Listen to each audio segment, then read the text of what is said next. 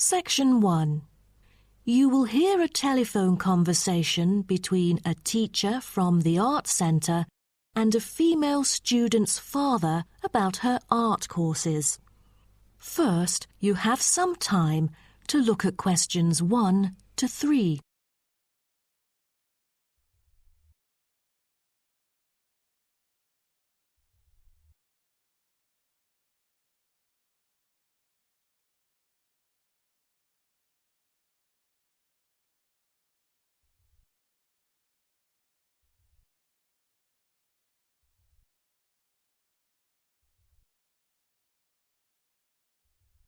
You will see that there is an example which has been done for you. On this occasion only, the conversation relating to this will be played first. Good afternoon. May I speak to Emma's parent? Afternoon. I'm her father. Who am I speaking to? This is Emma's teacher, Jane Carson, calling from the Arts Centre. I'm just calling to talk about her drama class at the centre. Oh, thank you for calling. How's Emma doing in drama class? You know, she just transferred here last month, unlike the others in her class who have been taking the course the whole semester since June. So I'm a bit worried that she might not fit in so well. The father says his daughter Emma has been taking the course since last month, so C has been circled as the answer. Now we shall begin. You should answer the questions as you listen, because you will not hear the recording a second time. Listen carefully and answer questions 1 to 3. Good afternoon. May I speak to Emma's parent? Afternoon. I'm her father. Who am I speaking to? This is Emma's teacher, Jane Carson, calling from the Arts Centre. I'm just calling to talk about her drama class at the centre. Oh, thank you for calling. How's Emma doing in drama class? You know, she just transferred here last month, unlike the others in her class who have been taking the course the whole semester since June. So I'm a bit worried that she might not fit in so well. There's no need to worry. She exhibits a strong performance in her drama class. Is that so? Yes, she didn't adapt to the new environment as quickly as I originally expected, and seemed a bit shy at first, but a few days later she made a couple of friends and became more talkative and also more involved in class. Emma really is a role model for others because she has always been an active participant during class. She voices her own ideas and is very creative. I didn't expect that, but I can tell that she really enjoys the course because she's been talking about it at home frequently these past few weeks. That's great to hear. Interest is always the best teacher. I also have to inform you that there's been an adjustment in the timetable of the drama class next term. Why is that? It's not that the music room that we currently use isn't available. As there are too many enrolling for the coming semester, increased class size means that space is limited to house the whole class. Also, the new classroom we use is not available during the current time frame, so I'm afraid we have to change the time for it. I see. So when would it be? As you know, the current class begins at 3:15, but the new time of the drama class would be 4:45. I'm afraid I have errands to run during that time. On the other campus, the class still begins at 3:15, but for the campus Emma goes to, it is the only time available for drama class. Oh, I see. I have to make adjustments to my course schedule then. No problem. Before you hear the rest of the conversation, you have some time to look at questions 4 to 10.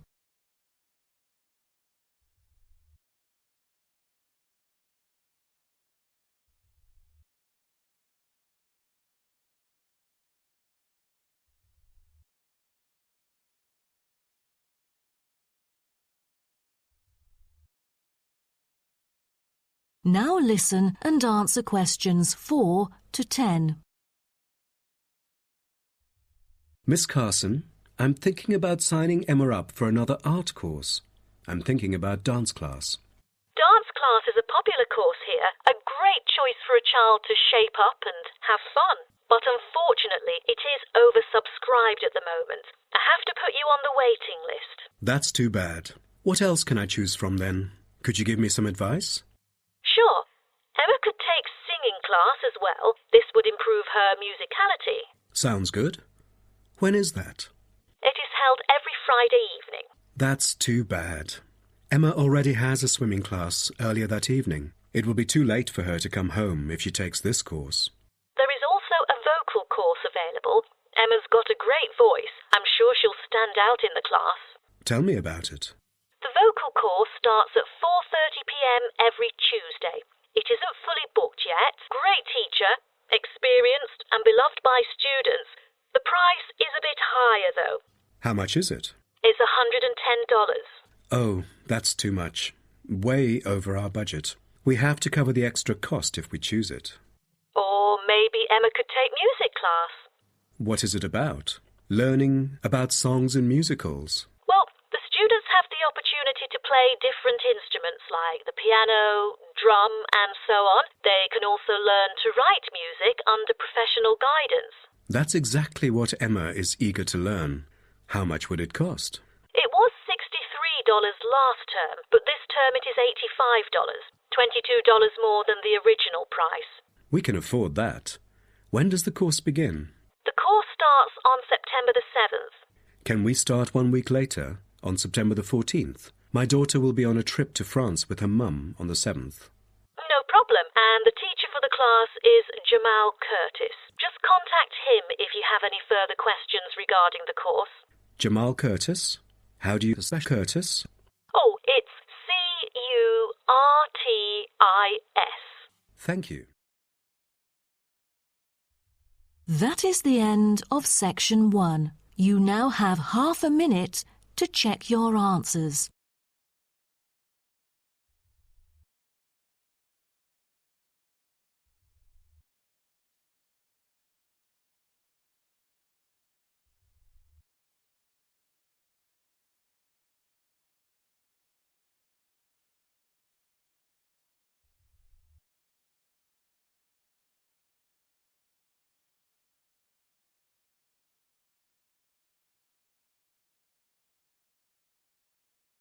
Now turn to Section 2.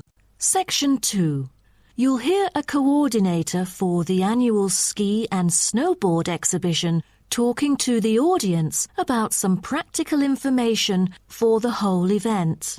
First, you have some time to look at questions 11 to 15.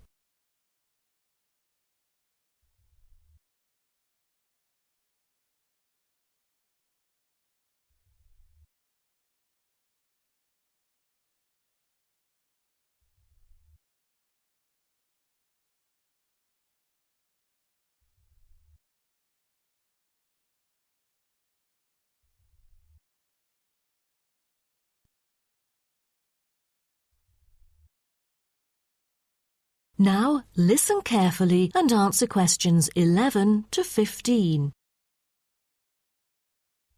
Good morning, everyone, and welcome to the annual ski and snowboard exhibition held from April the 8th to 17th. I am Mary Granger, coordinator of the event this year. The 10-day event features many highlights. As a snow sports lover, I know you are looking forward to a great time here. Now, I'd like to offer you some practical information about the whole event and what to expect from it. This might be the first time coming here for some of you, so for those who are still wondering about the right accommodation, I recommend Sky Hotel. It has its own health and sports clubs, just like most of the hotels here, but I love it because of its incredibly cosy beds, which guarantees good rest after an exhausting day of exploration.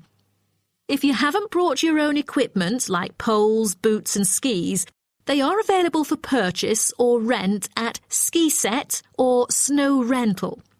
The exhibition this year provides a colourful look into the history of skiing and an inspiring peek into the future prospects of the sport. Apart from the fascinating photo exhibitions and the most up-to-date skiing gear like always, this year we have added 4 computers which can imitate the process of skiing. ensuring the same physical activity and sensations that appear during the skiing process on downhill slopes. But I have to warn you that it might be quite time-consuming to line up for the free trial experience. Many have posed the question as to how to enter the skiing and snowboarding competition. Well, rather than filling out the back of the entrance ticket or bombarding the committee with emails, the most effective method is by checking out the exhibition newsletter delivered every month for availability. At the most beloved local event, the exhibition has also drawn attention from the press. Last year, massive media coverage was on the worrisome amount of snowfalls. In order to avoid the same predicament, several artificial skiing slopes have been built. With more participants this year, we have lowered the entrance fee, which has been widely reported to local newspapers. A bonus for our participants is the ski programme. It offers a wide variety of lessons and sessions with qualified instructors, ensuring that all ages and abilities are catered to, from the first-timers to seasoned amateurs. I strongly advise you to sign up for the programme, as it is offering an unprecedented 30% discount. That's mainly because we are cooperating with the programme organiser, who promises affordable prices only for the participants of the festival this year. Before you hear the rest of the talk, you have some time to look at questions 16 to 20.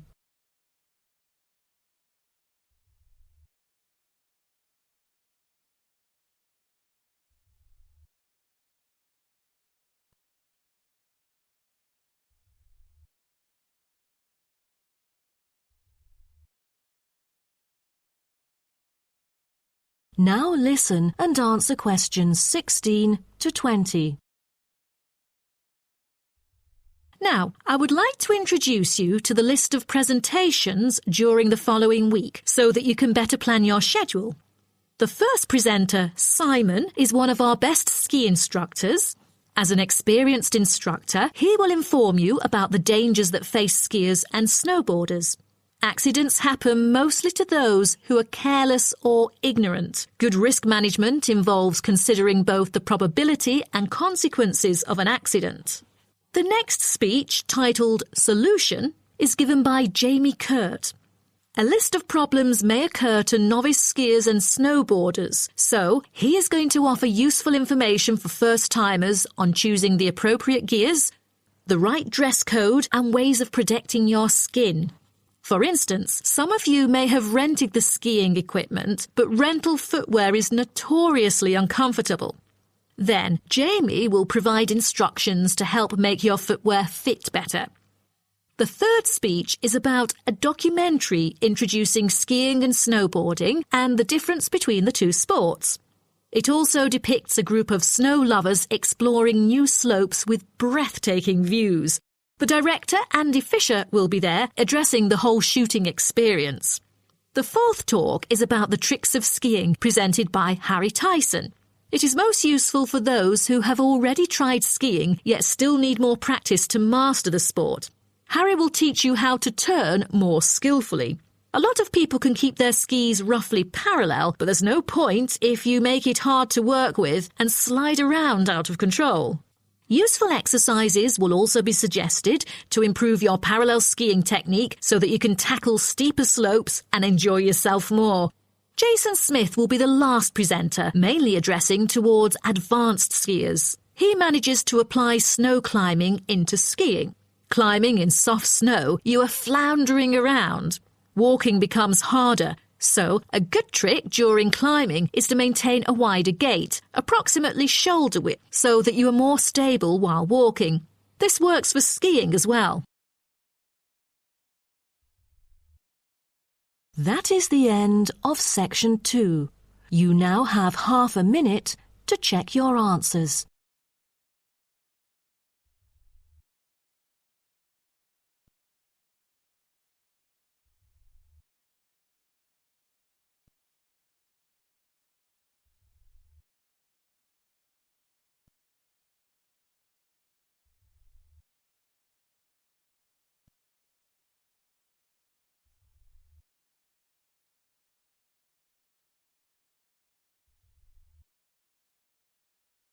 Now turn to Section 3. Section 3. You will hear a student called Jerry discussing a pedagogy course with his tutor. First, you have some time to look at questions 21 to 23.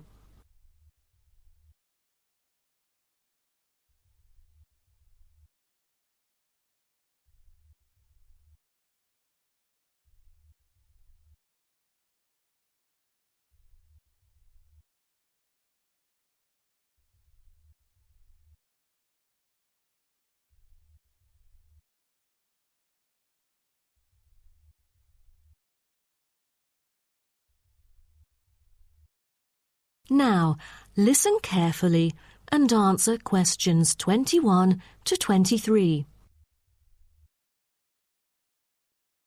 Jerry, how did it go with preparing your lessons? Is there anything you would like to discuss? Well, this is actually the first time that I have ever taught in an elementary classroom. After 8 years of learning pedagogy, I want to practice what I've learned in an instructive manner. But I'm a bit stuck right now. The topic I want them to research is a bit hard for pupils. I'm afraid that they won't be able to handle it on their own. So I need new ideas on designing more effective teaching methods. Mr. Carter, do you have any suggestions? Well, you should probably read this book called Professional Learning, written by J.K. Simmons.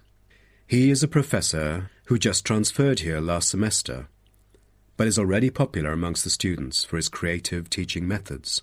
There is an extensive range of learning approaches mentioned in the book, including approaches for team research, which might be helpful to you.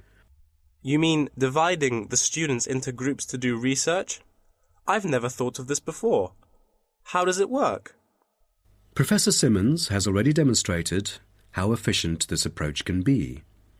Basically, it aims to increase cooperation between students so they can present the results in a collaborative fashion.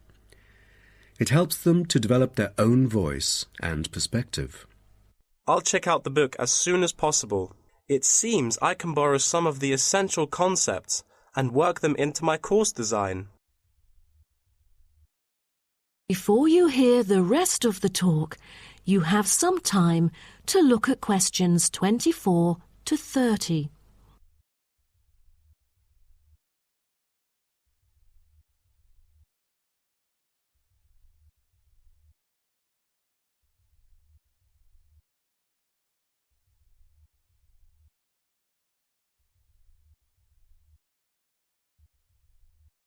Now listen and answer questions 24 to 30.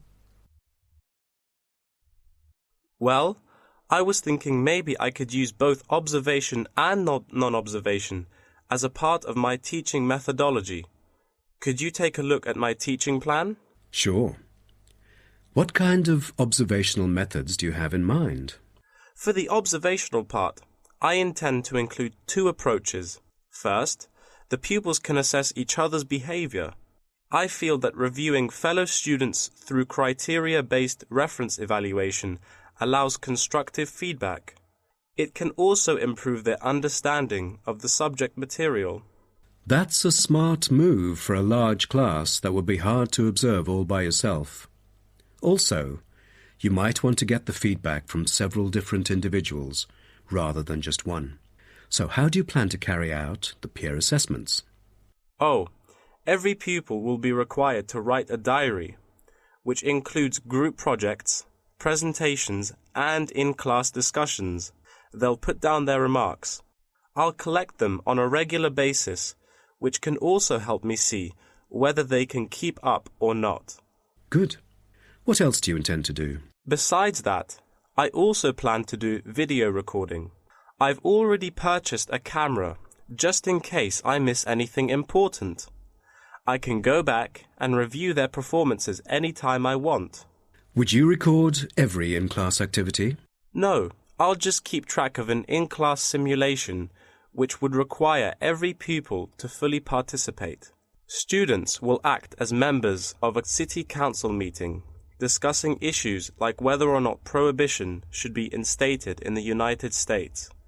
This kind of teaching method is both inspiring and challenging.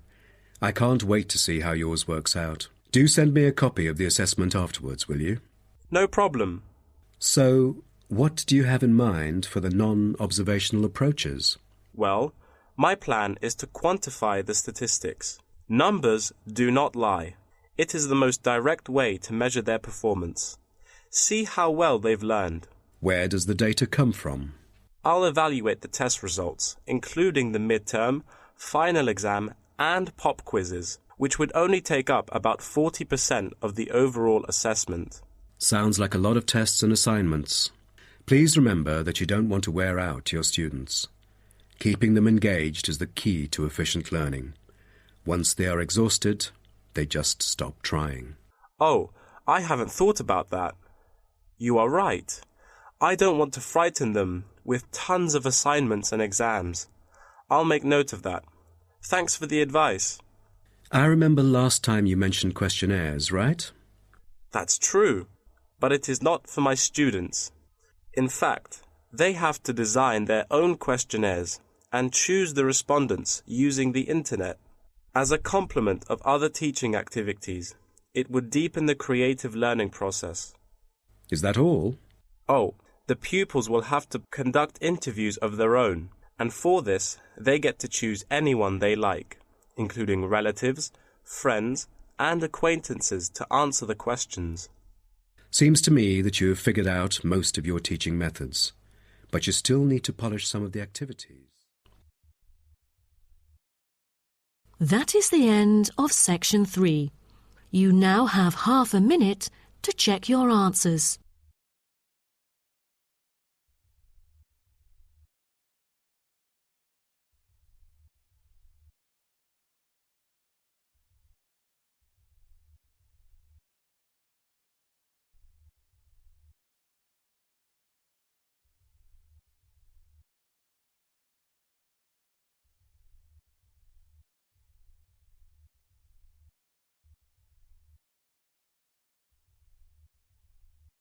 Now turn to section 4. Section 4. You will hear part of a lecture about urban migration. First, you have some time to look at questions 31 to 40.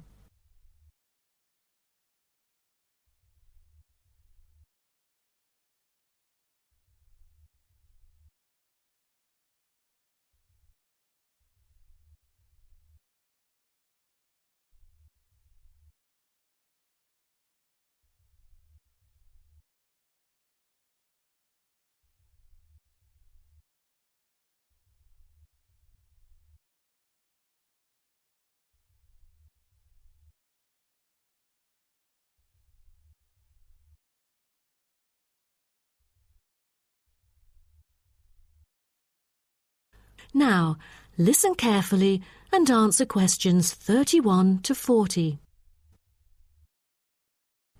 Good afternoon, and welcome to my talk on urban migration today.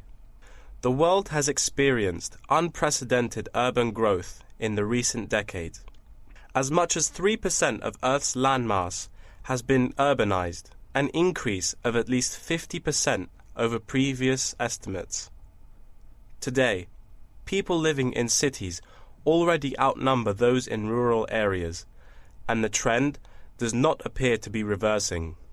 In addition, cities have larger amounts of carbon consumption than rural areas. This is a result from two major aspects. First, with the increase of urban population around the world, the massive construction of urban infrastructure and residential housing is hard to avoid. Second, urban households have a higher rate of car ownership and use more gasoline products. Even though rural exodus is often negatively judged, there are also benefits of migration shared by the local environment and the society as a whole. Well, firstly, global trends of increasing urban migration and population urbanization can provide opportunities for nature conservations, particularly in regions where deforestation is driven by agriculture. As rural dwellers leave their homes, local forests are left to recover. What's more, it is easier for city dwellers to get around. Living in the country means transport can be very difficult. For instance, after midnight, there are no buses or taxis in the countryside. However, there is still a number of public transport modes to choose from in the city. Finally, with more funds and advanced technology, cities endeavor to produce clean energy.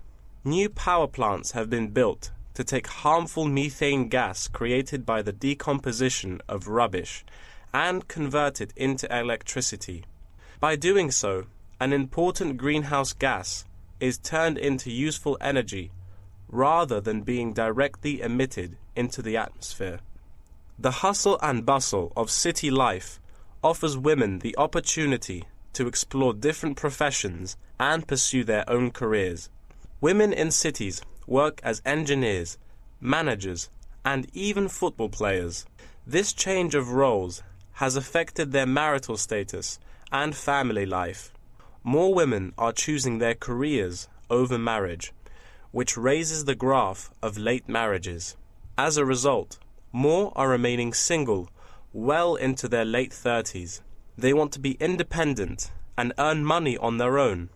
It is also easier for them to get a promotion while working in the city. Women are slowly achieving wider participation at work, while in rural areas, the mindset is still very conservative.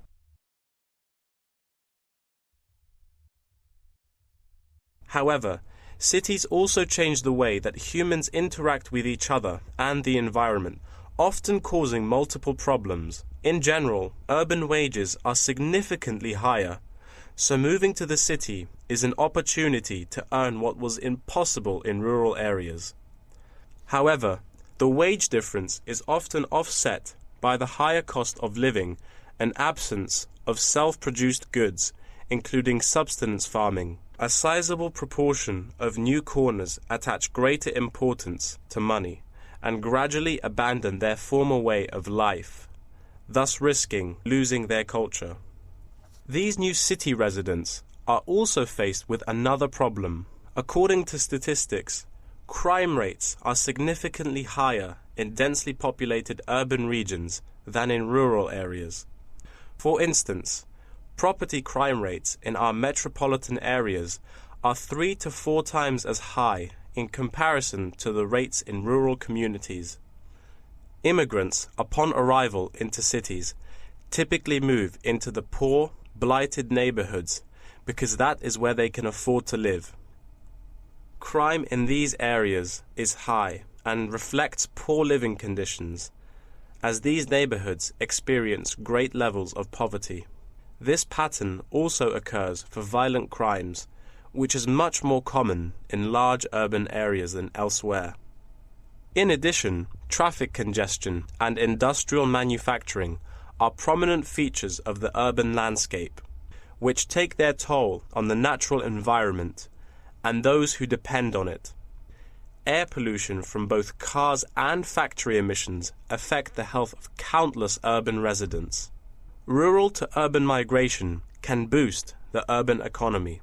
With a better economy, cities provide their residents with better welfare, but the concentration of services and facilities such as education, health, and technology in urban areas inevitably contributes to greater energy consumption. Another problem with life in the city is traffic congestion.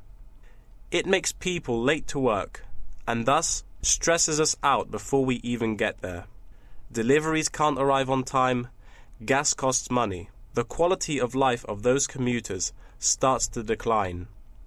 What's worse is that if congestion makes it harder to match the right workers to the best jobs, it is economically inefficient as well. That is the end of section 4. You now have half a minute to check your answers.